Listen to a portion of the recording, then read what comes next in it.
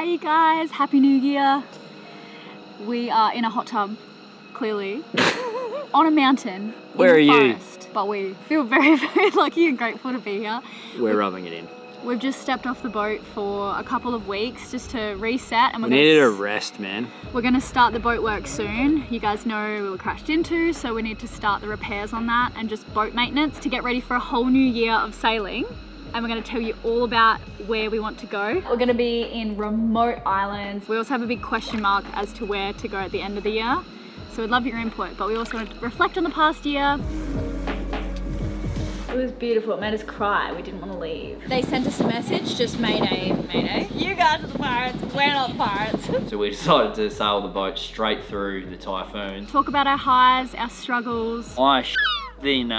It is 44 degrees. The kids, our relationship, lots of time together now that our kids are just a little bit older. Yeah, we do. Shut up.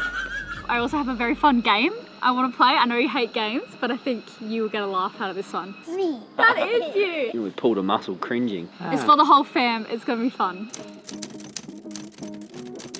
So in January, we were in Kota Kinabalu, and we just had that really hectic sail over the South China Sea.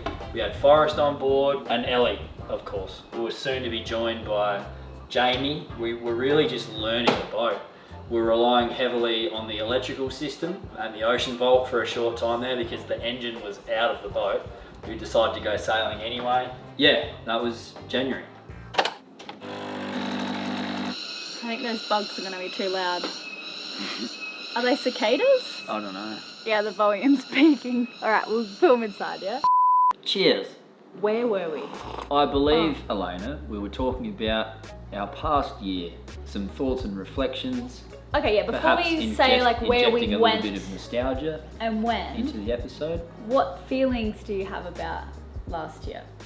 I mean, we're gonna get into hardship and lessons learned and stuff like that, but... It's hard to, if we're talking about emotions, inject dates into that, exactly where to start my emotions from and finish them. One thing that jumps out in my mind is the people at Johnson Island.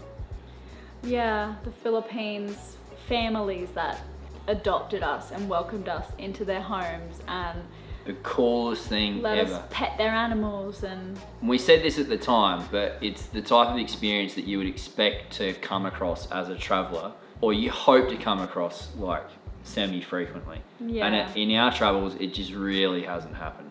Despite having travelled around the world, I don't often get interactions quite as beautiful as this. This is just really, really nice. These people are lovely. We don't tend to put ourselves in that situation enough for it to happen super frequently, but this Yeah. was an absolute standout. Just mind-boggling. The mind-boggling. It was beautiful, it made us cry, we didn't want to leave. I definitely teared up. Okay, when I close my eyes, Gratefulness and joy. What did you experience? I think the good people thing too. I just love who we've had aboard. They're so smart and such good role models for our kids and good friends of ours and emotionally intelligent, which I appreciate. Yep. Like there's no bickering on board or any like talking behind each other's backs. It's just like... That's because I rule with an iron fist. Oh. We're actually emotionally stunted. There's no sharing.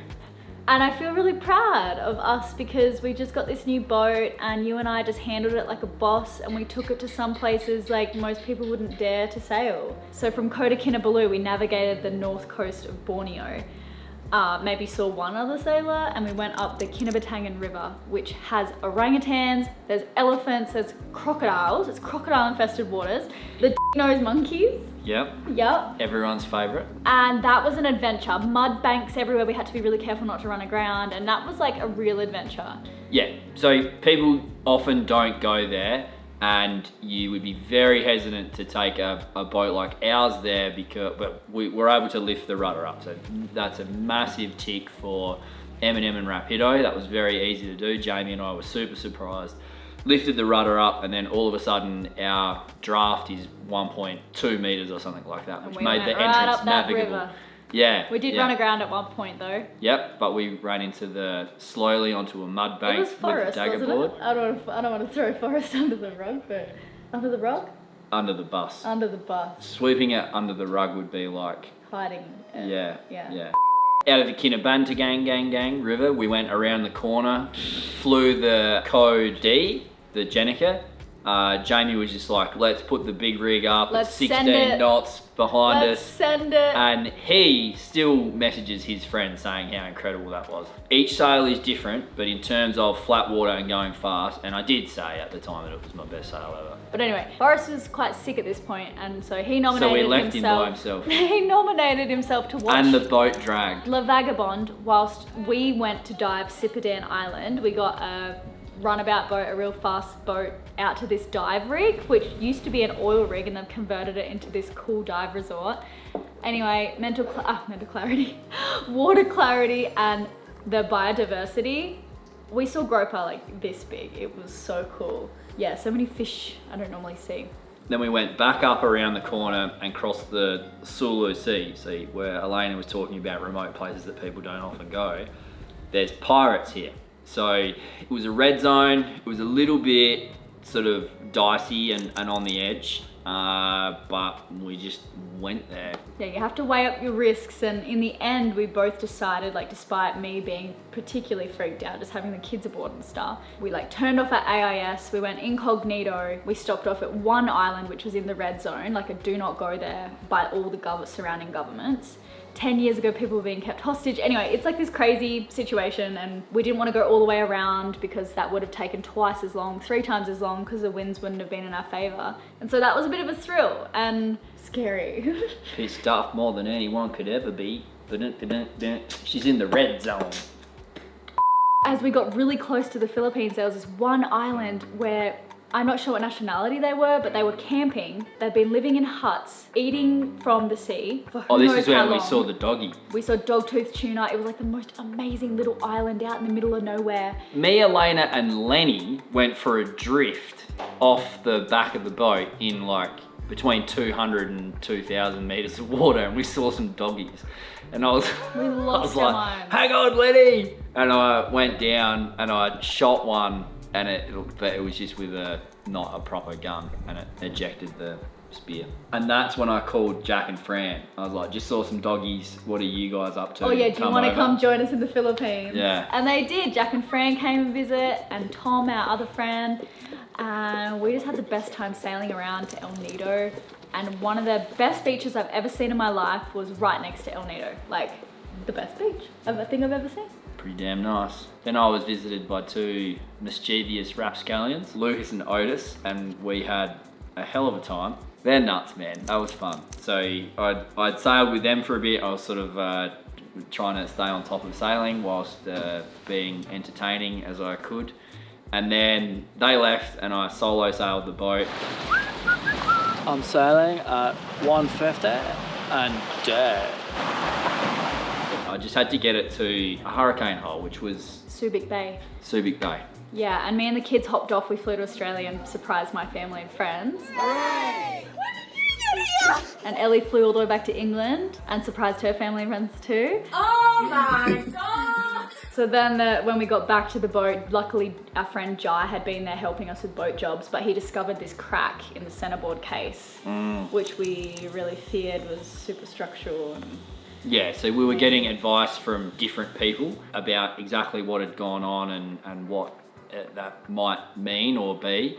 And in the end, it was a not easy repair, but certainly repairable. Because of that boat work, it set us back by weeks and weeks and weeks, and now we had to sail to Japan in the middle of typhoon season. But I want to point out, like, nothing's ever perfect on a boat. So, like, whilst that's happening, there's a few setbacks, and then you're like, okay, well, what can we actually accomplish right now?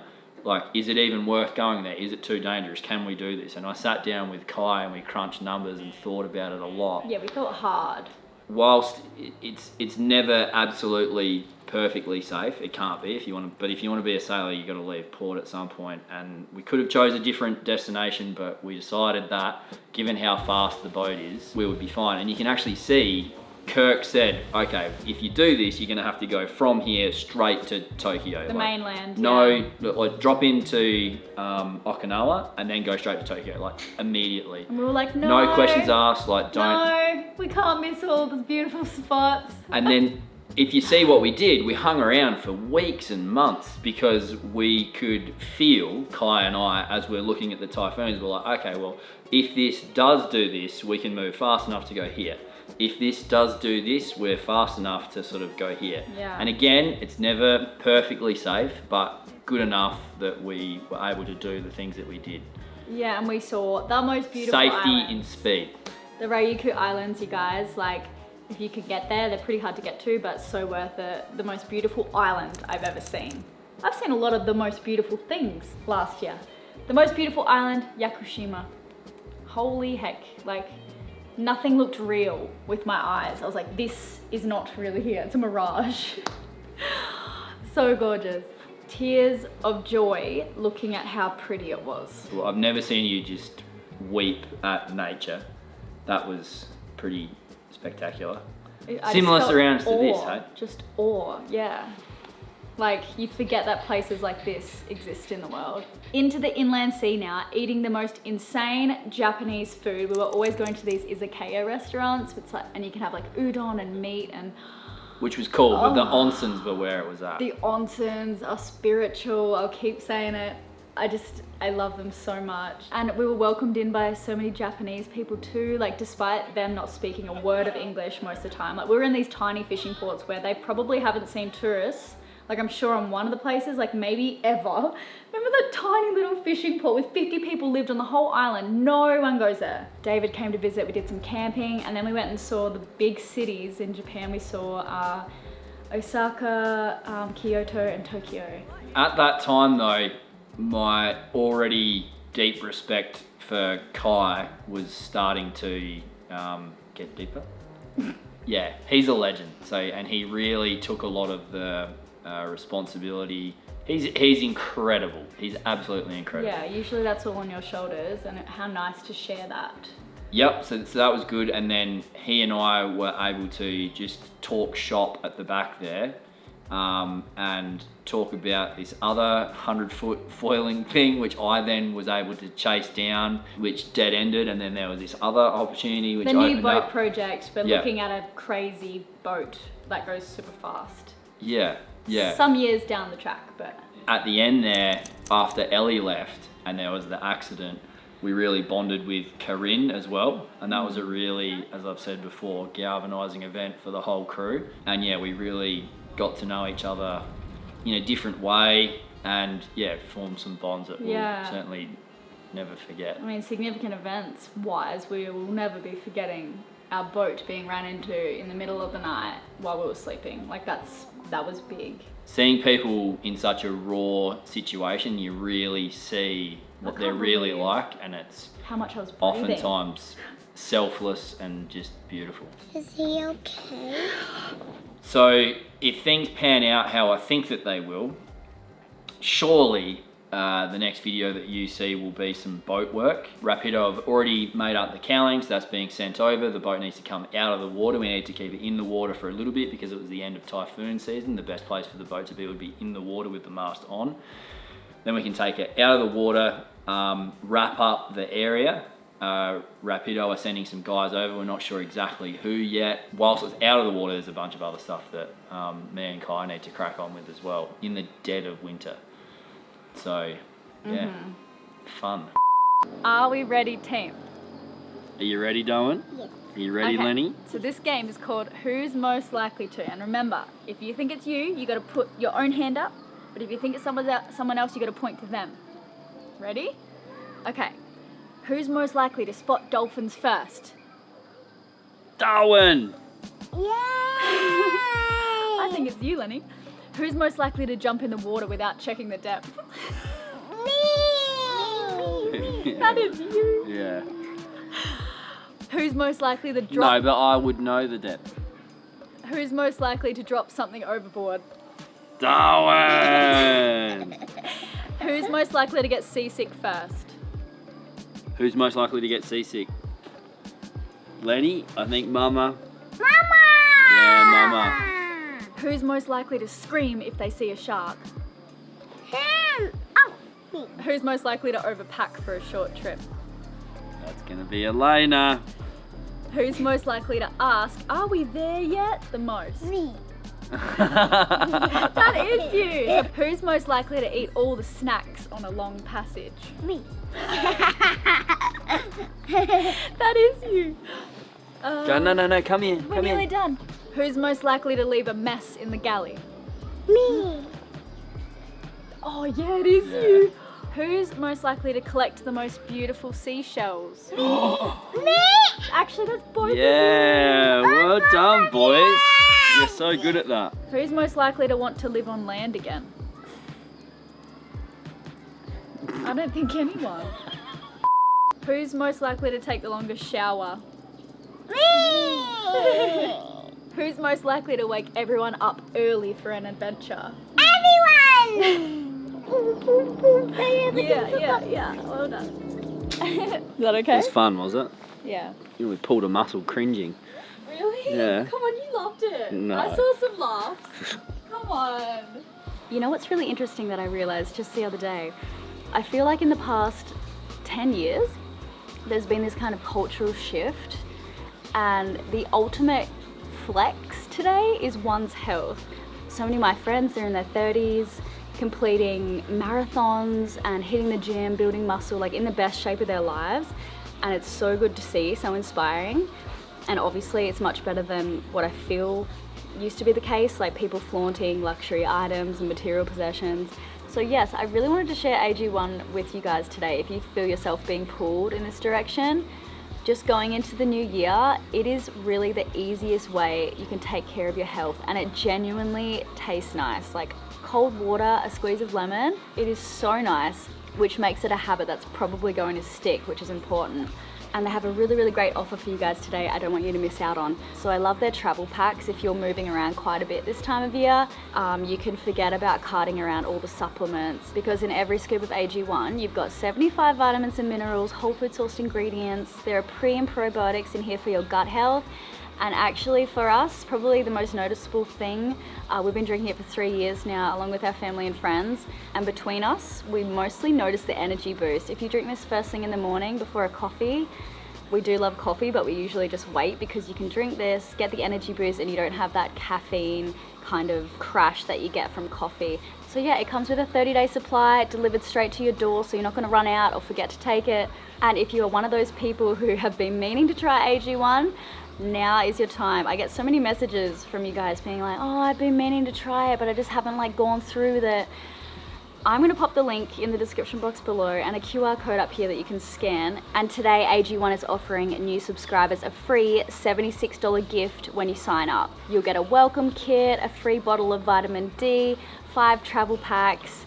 Go and check it out and look after yourselves this new year. Thanks so much, guys. Okay, some highs and then our struggles. I'll go first because I've already noted mine down, and that will give you some time to think. Elena writes out. Yeah, because I like just doing things off the cuff. You like raw dogging it, don't you? I feel like the audience can feel if there's pretense involved. So, for me, my highs were being able to spend so much time with the kids. Like, we feel so lucky that our job includes them and we get to live on this boat. It's our house, and yeah, just spending a lot of time with the kids. That was my high of last year. If there's one thing that is great about our job, it's being around awesome people and being able to spend time with the kids, and then that it's also the kids get to spend time with awesome people as well, which I think is really, really important. It's rubbing off on them. Like, Yeah. Lenny's a little, we're going to talk about the kids too later, but he's a little electrics man and just loves fixing things. Yeah. It's so cute. And But you can see both of them look up to all of the guys that we've had on board. Jamie, Jai, David, and Kai in particular, and with Ellie Lenny. and Corinne. And also how much time I get to spend with you, especially as the years have worn on. Like, For Schmooky Tail. we work so well together. That wasn't, shut Did it? up, that wasn't always the case. No, but that's good. We get to spend lots of time together now that our kids are just a little bit Yeah, we older. do. Shut up. All right, your highs, go on then. I can tell what your first one's gonna be. highs of last year. Yeah. Well, I feel like I jumped in and interrupted a little bit with a couple of highs. Best sail of my life. Speared that Maori perch, which is meant to be a shit fish. Michael and Jesse said, but I was like, screw you guys, it looks beautiful. Tastes alright. Getting the feel of a really powerful boat. So going from the monohull to the Outremer, I learnt a lot. Going from the Outremer to the Rapido, less of a jump up in knowledge from going from knowing absolutely nothing to getting onto a monohull. That was quite a steep learning curve. Yeah. But this here, it's a very powerful machine, and learning to harness that and getting the feeling of like, you really got to, like, as it heats up, you're like, okay, we're going to bear away here. Like, you can just feel the power in it. It's very responsive. Yeah, and that was good. That is, you learn a lot about sailing at that point. Struggles. So struggles for me was, this sounds probably not that important, but it's really important to me because I take such pride and I'm so careful with what I put in my body, and that, so provisioning in the Philippines was really difficult. Yeah. Like, we couldn't, Ellie and I searched for, and I know this is an essential food item for survival, but we couldn't even find dark chocolate. We looked everywhere. That's your barometer, isn't it? It's an indicator of the type of provisioning that you're able to do. Yeah. If it's not dark chocolate 80% plus. or That's what I need. plastic jars of hummus, you know that you're in trouble. You're alone there on the plastic jars of hummus. I would not eat that. It's an indicator of how westernised the place is. That's a bougie item, yeah. Yeah, Okay. it's exactly what I'm talking about. Yeah.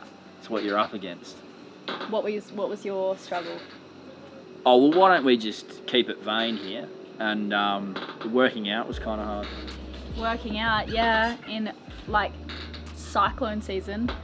It Yeah. was so hot and it's hard to be motivated. You were Oh, ruthless. man. Yeah, no, I went hard, but it was like, it took a lot of energy to maintain that. So that was hard, really hard. They were shutting down schools in the Philippines. So we're talking, it's 44. So there was that, but then at night time, still night, like calm, zero wind. I'm sleeping on a leather couch, which everyone said was a bad idea. I don't know about that. Zero wind, 44 degrees, nighttime, with Darwin like incessantly coming over and cuddling me and dribbling on me and just sweating everywhere. Waking up in the morning, dehydrated because you've been sweating all night. Yeah, the heat Honestly, was a big struggle. that was, looking back, that was totally bat crazy. Yeah. Like, I don't know. And then there are mosquitoes. Throw in some mosquitoes and everyone is lucky to retain as much sanity as we did. We did get dengue. We got dengue too. That was fun. Yep. This new year, what are your goals? What's something you really want to do this year? I want to sing along. Sing along? Come, big weather. Okay, what do you want to do this year, Lenny, in the new year? I want to play glowing with my bird. Okay. Okay, and what was your favourite part about last year sailing on the Rapido? My favorite part was when I was hugging the bunny. Oh, hugging the bunny. Yeah, that was pretty special. And what about you, Lenny? Fixing the bowl of cod. Oh, yeah, Good poor. boy. What was something really difficult for you? When we were staying so long way. Was sailing such a long way? Yeah. What about you? When we were in the Bermuda Triangle. Oh, yeah, that was pretty difficult. That was when you were like 2, right? And what was a really, really happy time? My favorite happy time when I was hugging, I catched a bunny. Okay, yeah, the bunny again. And what was a really, really happy time for you, Lenny? Come on, spell your answer. I don't know. Okay. How about your favorite car? Like your goggles. My goals. All right, well done, boys. Thank you. This is Lenny charging his flamingo because it's glow in the dark and it needs light. He's obsessed with the flamingo. Every day he's charging it. He goes smack my tooth, smack for fun. Smack my tooth, smack my bum. Move that one. So it's the couch now, everyone. And this will be the last part of the video. Part 4, the couch. What are your goals for the new year? I want to spear a wahoo. Nice. We'll be able to do that in our new country we're sailing to, which we're so excited to tell you about. There's a big, lofty, unlikely goal over here of cruising around in a 100-foot foiling trimaran. There's some very solid and real goals I'd like to accomplish with Sea People. I'm really excited about that. It's going so well, and I would like for that to create a lot of utility for sailors and sea people around the world. So I'd like for that to be the most helpful thing that it could be for all of these different people. And to get there, you need like a lot of people in there using it a lot. So this is where we'd love some of your help, guys. We actually have just launched version 1.1 of the Sea People app. And believe me, you're hardly even going to recognize it. The devs have done so much work, it's unbelievable. For starters, with hails, which are like a VHF message but that sticks around, they're now live on the Explorer map. You can also check out groups and clubs. You can create or join a group, including our Sailing La Vagabonde crew for some insider discussions. You can organise regattas and you can see where your members are located on the map. Our tracking is now smoother than it has ever been, and with live trips, your family and friends can follow your adventures in real time, and that is a massive safety bonus. Now, whilst everything that was in the app remains free, and there are now extra features that we've added as well that are also free, but in this update, this 1.1, we've also added a small subscription for some epic enhanced features. This is because we're a team of 12 that has been working round the clock for years and years and years now, and this has become a full-time job for a lot of those people. No founder has actually taken a dime so far, so it would mean the world to us if you considered joining as a subscriber. So that we can keep working and making this app the ultimate tool for ocean lovers the world over. It is made by Sea People for Sea People. So yeah, we just hope that it's kind of awesome for everyone. That's the goal. Thanks, guys. So that's another goal that I have for the channel. I'd like to create better, more high quality content with lots of effort. That is a big goal of both of ours this year, to bring you guys like amazing hour-long specials. All the time. They're really hard to pull off. Yeah. That's why we don't do more, but that is our goal, to just, With a lot of depth and effort, excellent cinematography, and well written without being scripted or pretentious. So, and all of that is quite difficult. I'd like to read more, because I feel like when I read more, I'm more creative, and then I do better voiceovers, and then it's a better interaction within the videos between me and you guys. Yeah, read more books, more podcasts. And then hang out with the kids. It's a lot. That's a lot. I was not expecting you to say that many. But great. So my goals for the new year, I just want to spend more time with my friends. So I've already asked permission, but I just want to bring friend after friend on board and have these incredible experiences with them, because it just brings you so much closer. And life is too short. Like, I think we spent the first few years sailing, like it was just me and you, and it was great for what it was. But like, I think it was a small boat. Yeah. But I just love being around particularly women, and I really need women in my life right now. So yeah, more women aboard. And I also want to focus on optimizing my health. I want to get into like longevity practices a bit more. I've already like started a few, but NAD++. Yeah. What else are you doing? You're banging up resveratrol? Yeah, I got resveratrol, NMNH actually. I've got NMNMN actually. ++. Oh, okay. That sounds fancy. A quick update about the kids. We love them. They're great. We're going to bring them back in the room soon. They're just watching cartoons downstairs while we film. But they're so great. Lenny is so smart and kind. And a lot of you guys commented after in the boat crash video, the first thing Lenny said. It was Darwin, I'm sure. No, it was Lenny. Was it? Yeah. Is he okay? Oh my God. Are they okay? Like the first thing he asked was the fisherman that hit us okay? And like so many of you commented, and I didn't realize till afterwards, and I'm like, wow, he said that first. But anyway, he's very kind and smart and just curious about the world. And Darwin's okay as well. Oh, Darwin's the joker. He's always hurting himself. He's loud. You know, Darwin's very cuddly. He is very cuddly too. I don't know. I don't feel super comfortable sitting here and just saying how wonderful our kids They're are. amazing. I know. No, they are. But I also don't want to say like Lenny's the smart one. No, and you don't want to Darwin's stereotype them. Let's not funny put one. them in a box. Because sometimes Lenny is outrageously hilarious, and sometimes Darwin is doing like really smart, awesome. Yeah. And he's younger, so it's like. Yeah. Let's not put them in a box. And you shouldn't either. And I don't dig on that, you know, putting people in a box anyway. It lacks nuance. Yeah, but we're just describing our kids in their current state, and there's nothing wrong with that either. Yeah. Moving on. So, our relationship. How do you feel? Let's put that in a box.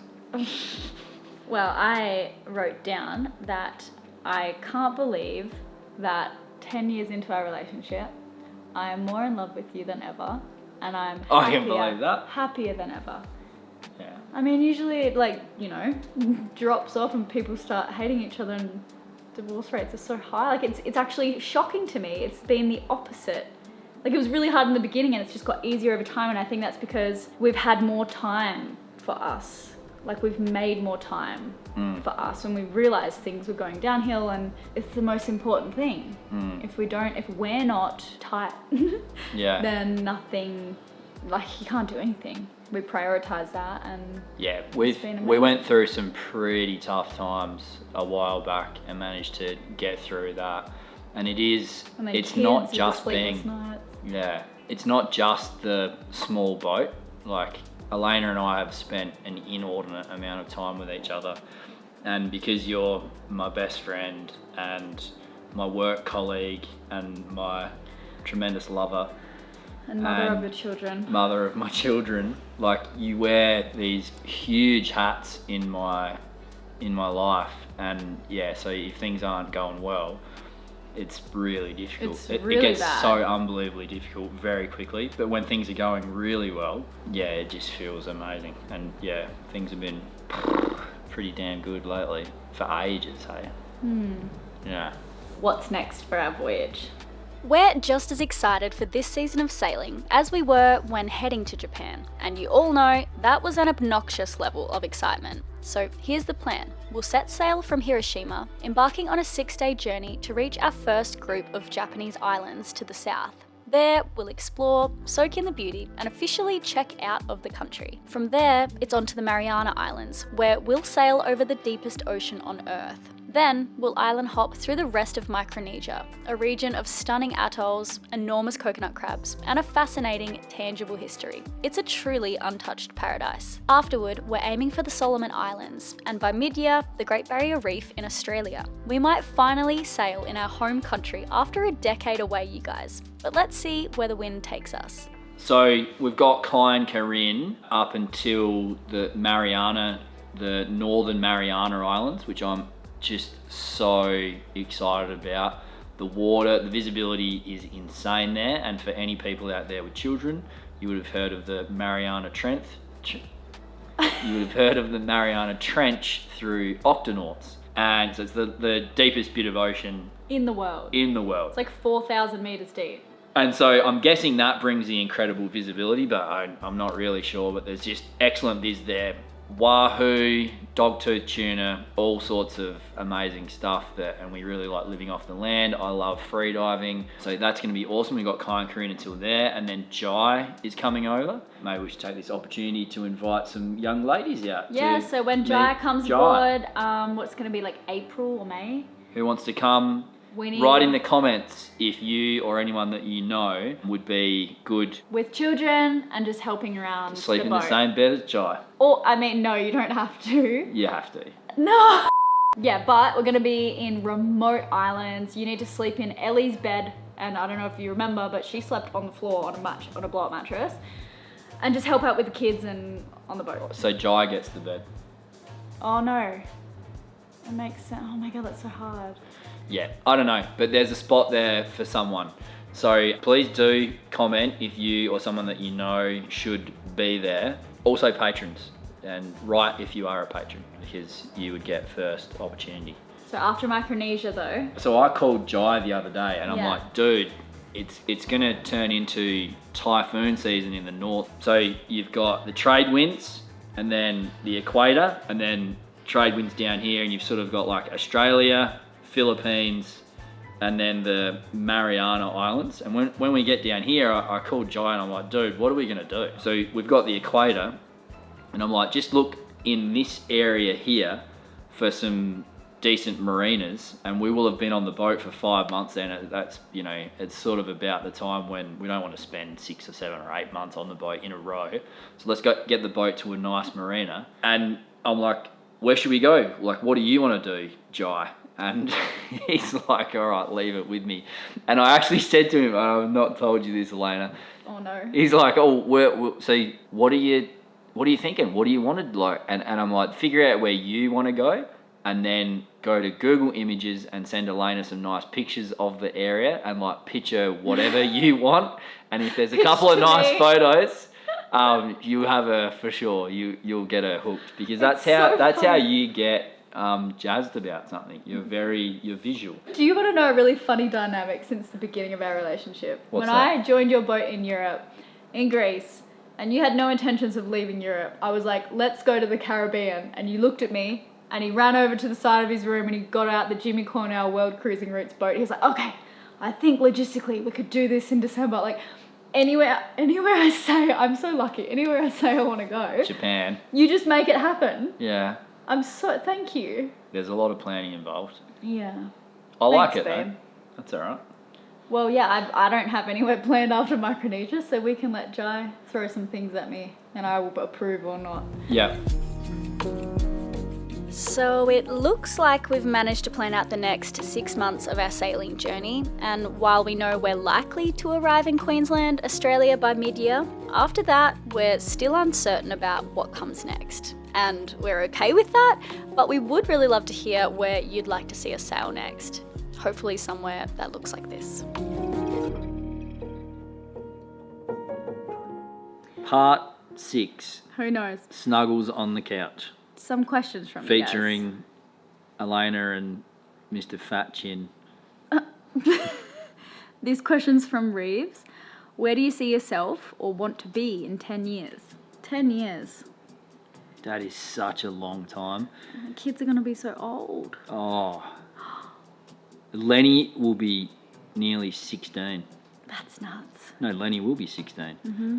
So I would like to be, that's the time when your kids are desperately trying to leave you and run away from you. So, Elena, you and I have spoken about this. I would like to be cool parents and manipulate my children into hanging out with me as much as I need to. Yeah. Be that with fiscal handcuffs or Just an offer they can't refuse. friending like their- a sick, yeah. fast boat. Whatever I need to do to make sure that they're spending time with me, I'll do that. Okay. That's what I want to be doing. That's what you want to be doing in 10 years. time. Great. I'd like to be, yeah. That's a good one.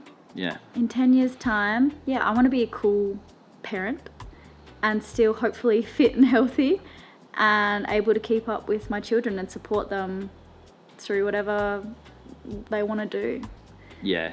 Just give them every opportunity I can.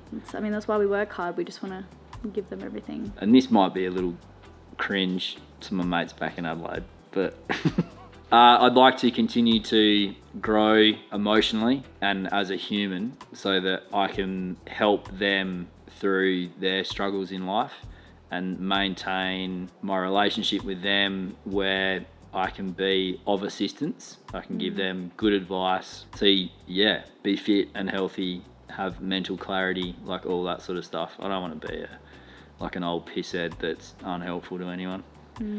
What's this? She's already laughing. Oh my god, this one's from Tara. Have you ever seen Riley's upper lip? No, I haven't. Nah. I mean, it's trimmed Some quite... are OnlyFans, but It's trimmed quite... Yeah, there's bugs in here. No, I've never seen him without the moustache, so that's going to be weird the first time we do. We were looking for another question, but we couldn't find one.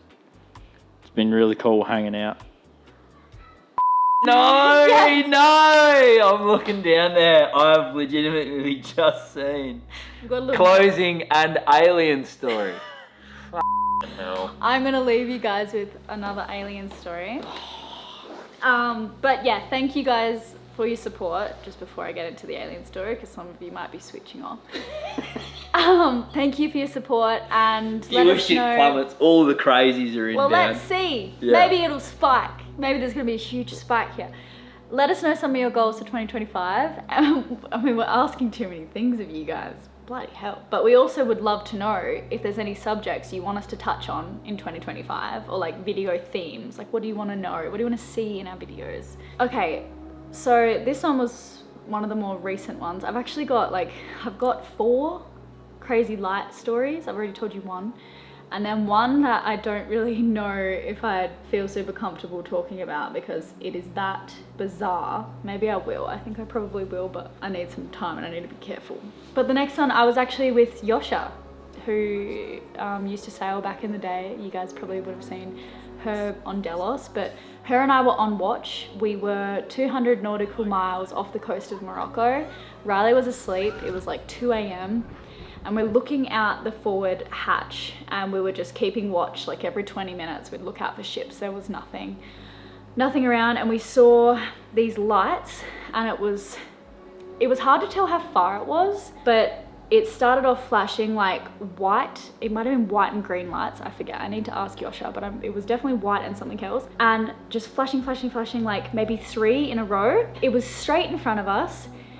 It flew to port, like hovered, and the weird thing, I have goosebumps. The weird thing about it was it didn't bounce with the waves like you would imagine a ship would. It just hovered over the surface at a speed that was way too quick to be any boat, and there's no speedboats that far out in the Atlantic Ocean. Went back across our bow to the right, can't hear anything, like the waves were quite noisy, and then just bolted off. Just went over the horizon, like. Sounds like a dolphin with a flashlight. No, even the dolphin would be making some kind of motion. Whatever it was so fast, hovering, and it just left Yosha and I with this oh my god, sick feeling. What was that? And we still don't know what it was. Yeah, I mean, it definitely wasn't a boat. I don't know what it was, but it came and checked us out, and it didn't look that far away. Okay. Yeah, that's weird. Yep. There, gone. Yosha and I just started getting all creeped out, and it was like this fun little girly moment on the boat. It was great. We were making coffees and we got to stay awake. So yeah, that's another story of mine in the series of stories. Stay tuned for more alien stories. Keep your eyes Next peeled. week on Elena's Encounters with Aliens. We're actually drinking a blended alien right here. Love you guys. Happy New Year. We'll see you soon. Thank you for being here. We will chat to you all in the comments. Let's go.